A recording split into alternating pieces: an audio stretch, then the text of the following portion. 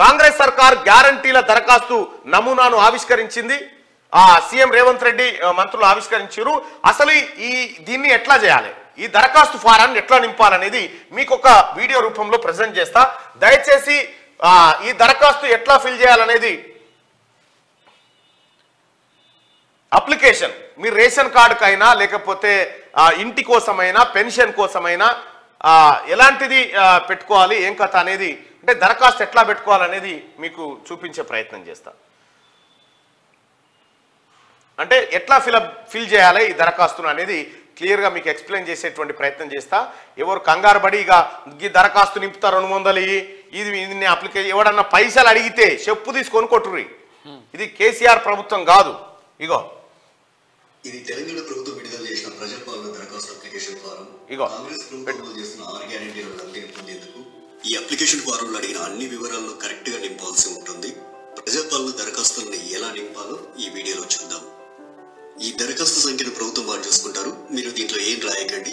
కుటుంబ వివరాల కింద మీరు కొన్ని వివరాలు రాయాల్సి ఉంటుంది. ఇది తెలంగాణ ప్రభుత్వం విడుదల చేసిన కాంగ్రెస్ ప్రభుత్వం అమలు చేస్తున్న 6 గ్యారెంటీల లబ్ధిని పొందేందుకు ఈ అప్లికేషన్ ఫారంలో అడిగిన అన్ని వివరాలను కరెక్ట్ గా నింపాల్సి ఉంటుంది. ప్రజాపాలన దరఖాస్తులను ఎలా నింపాలో ఈ వీడియోలో చూద్దాం. ఈ దరఖాస్తు సంఖ్యను ప్రభుత్వం ఏం రాయకండి. కుటుంబ వివరాల కింద మీరు కొన్ని వివరాలు రాయాల్సి ఉంటుంది. ఇక్కడ మీ పేరు రాయాలి, పూర్తి పేరు రాయండి. ఇక్కడ ఇంటి యజమాని స్త్రీ అయితే స్త్రీ టిక్ చేయండి, పురుషుడైతే పురుషుడి దగ్గర టిక్ చేయండి, ఇతరులైతే ఇతరుల దగ్గర టిక్ చేయండి. మీరు ఏ సామాజిక వర్గానికి చెందినవారో ఇక్కడ టిక్ చేయండి. ఎస్సీ అయితే ఎస్సీ దగ్గర, ఎస్టీ అయితే ఎస్టీ దగ్గర, బీసీ అయితే బీసీ దగ్గర, మైనార్టీ అయితే మైనార్టీ దగ్గర టిక్ చేయండి. ఎస్సీ ఎస్టీ బీసీ మైనార్టీ కాని వారు ఇతరుల దగ్గర టిక్ చేయండి. ఇక్కడ వారి పుట్టిన తేదీ, పుట్టిన నెల, సంవత్సరం వరుసగా ఇవ్వండి. 12 అంకెల ఆధార్ కార్డ్ నెంబర్ ఇందులో ఫిల్ చేయండి. ఇక్కడ రేషన్ కార్డ్ నెంబర్ రాయండి. ఇక్కడ మీ మొబైల్ నెంబర్ రాయండి. వృత్తి దగ్గర మీరు చేసే ఏం పని చేస్తారో అది రాయండి. ఇక్కడ మీ కుటుంబ సభ్యుల పేర్లు, వారి వివరాలు తెలపాలి. ఇక్కడ పేరు, అతను గాని ఆమె గాని మీకేమవుతారో, తల్లి అయితే తల్లి అని, భార్య అయితే భార్య అని, కొడుకు అయితే కొడుకు అని, కూతురు అయితే కూతురు అని నింపండి. వారు స్త్రీ అయితే స్త్రీ అని, మగవారు అయితే పురుషుడని. ఇక్కడ వారి పుట్టిన తేదీ, పుట్టిన నెల, సంవత్సరం వరుసగా ఇవ్వండి.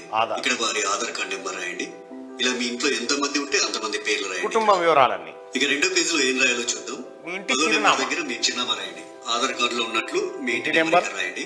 మీ గ్రామం లేదా మున్సిపాలిటీకి రాయండి. ఇక్కడ మీ వార్డ్ నెంబర్ రాయండి. ఇక్కడ మీ మండలం పేరు, తర్వాత మీ జిల్లా పేరు ఇక్కడ రాయండి. ఇప్పుడు అభయస్థం గ్యారెంటీల సెక్షన్ కొందాం. గ్యారెంటీల పథకం లబ్ధి పొందేందుకు మీరు ఏం చేయాలి, ఏ వివరాలు ఇక్కడ రాయాల్సి ఉంటుంది అనేది చూద్దాం. ఇక్కడ కావాల్సిన పథకాల లబ్ధి కొరకు మీరు టిక్ మార్క్ చేయాల్సి ఉంటుంది. మహాలక్ష్మి పథకంలో భాగంగా ఇక్కడ 2 పథకాలు ఉన్నాయి. మొదటిది ప్రతి నెల 2500 ఆర్థిక సాయం పొందేందుకు ఇక టిక్ మార్క్ పెట్టండి. ఇక రెండోది 500 రూపాయలకు గ్యాస్ సిలిండర్ పొందేందుకు ఇక టిక్ మార్క్ పెట్టండి.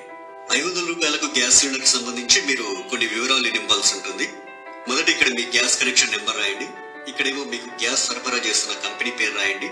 మీరు సంవత్సరానికి ఎన్ని గ్యాస్ సిలిండర్లు వాడతారో ఆ సంఖ్యని ఇక్కడ రాయండి. రైతు భరోసా పథకం కింద లబ్ధి పొందేందుకు ఇక్కడ కొన్ని వివరాలు ఇవ్వాలి.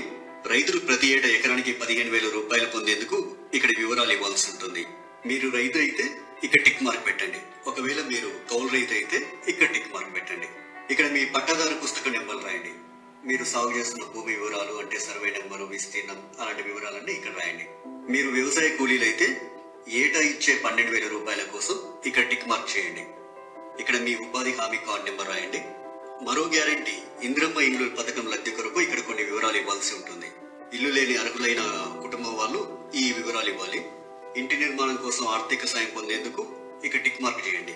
ఇక అమరవీరులు మరియు ఉద్యోగకారులు 250 చదరపు గజాల ఇంటి స్థలం పొందేందుకు ఇక్కడ కొన్ని వివరాలు ఇవ్వాల్సి ఉంటుంది. మీది అమరవీరుల కుటుంబం అయితే ఇక్కడ టిక్ మార్క్ పెట్టండి.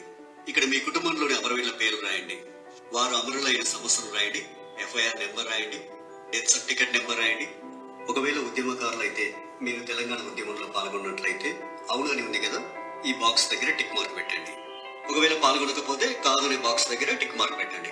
అవును దగ్గర టిక్ మార్క్ పెట్టినట్లయితే కొన్ని వివరాలు రాయాల్సి ఉంటుంది. సంబంధిత ఎఫ్ఐఆర్ నెంబరు మరియు సంవత్సరం ఇక్కడ రాయండి. ఒకవేళ జైలుకు వెళ్లి ఉంటే ఆ వివరాలు ఇక్కడ రాయండి. ఇక్కడ జైలు పేరు రాయండి. ఇక్కడ స్థలం పేరు రాయండి. ఇక్కడ మీరు అనుభవించిన శిక్షా కాలం అంటే ఎన్ని రోజులు, ఎంత కాలం అనేది ఇక్కడ రాయండి. తర్వాత గృహజ్యోతి పథకం.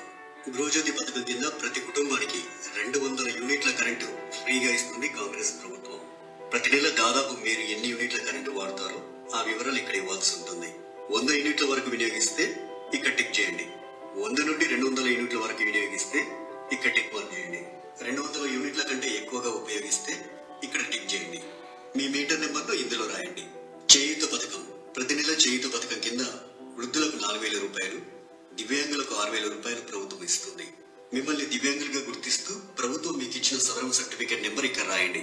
మిగతా వారు వృద్ధులైతే ఇక్కడ, గీతా కార్మికులైతే ఇక్కడ, డయాలిసిస్ బాధితులైతే ఇక్కడ, బీడీ కార్మికుల జీవన భృతి పొందే వాళ్ళైతే ఇక్కడ, ఒంటరి మహిళా జీవన భృతి పొందాలనుకునే వారు ఇక్కడ, వితంతు పెన్షన్ కోసం ఇక్కడ టిక్ మార్క్ చేయండి. చేనేత కార్మికులైతే ఇక్కడ టిక్ మార్క్ చేయండి. ఎయిడ్స్ వ్యాధిగ్రస్తులైతే ఇక్కడ టిక్ మార్క్ చేయండి. పైలేరియా బాధితులు ఇక్కడ టిక్ మార్క్ చేయండి. బీడీ టేకేదర్ జీవన భృతి వాళ్ళు ఇక్కడ టిక్ మార్క్ చేయండి. ఈ అప్లికేషన్ ఫామ్ కు మీ ఆధార్ కార్డ్ జిరాక్స్, తెల్ల రేషన్ కార్డ్ జిరాక్స్ కాపీని జత చేయాల్సి ఉంటుంది. ఇక్కడ మీ సంతకం, ఇక్కడ మీరు అప్లికేషన్ ఇచ్చిన తేదీ రాయండి. మీ ఊర్లో ప్రజాపాలన సదస్సులు పెట్టినప్పుడు ఈ అప్లికేషన్ ఫామ్ తీసుకెళ్లి వారికి ఇవ్వాలి. ఇక చివరిగా ప్రజాపాలన దరఖాస్తు రసీదు ఉంటుంది. ఇందులో మీ నుంచి దరఖాస్తు తీసుకునే అధికారి కొన్ని వివరాలు రాసిస్తారు. ఈ రసీదులో అధికారి దరఖాస్తు సంఖ్య రాస్తారు. అభయస్థం గ్యారెంటీలకు సంబంధించి టిక్ మార్క్ చేస్తారు. తదితర వివరాలన్నీ కూడా రాస్తారు. చివరిగా అధికారి తన సంతకం చేసి మీకు రసీదుని ఇస్తారు. రైట్, ఇగో ఇది ఈ విధంగా మీరు దరఖాస్తులు సమర్పించవచ్చు, దరఖాస్తులు నింపొచ్చు. ఇది ఈ రోజు నుంచి ప్రారంభమైతా ఉంది. జనవరి 6 వరకు గ్రామ స్థాయిలో తీసుకుంటారు. జనవరి 6 తర్వాత మీరు అప్లికేషన్లు ఎంఆర్ఓ కానీ ఎండిఓ కానీ ఇవ్వచ్చు. అది ఆగిపోయేది కాదు, ఎప్పటికి ఇచ్చి. జనవరి 6 తారీఖు ఏంటంటే ఊర్లలోకే వస్తారు అన్నట్టు, మన దగ్గరికి వస్తారు, మన దగ్గరకు వచ్చి చెప్పడం కోసం.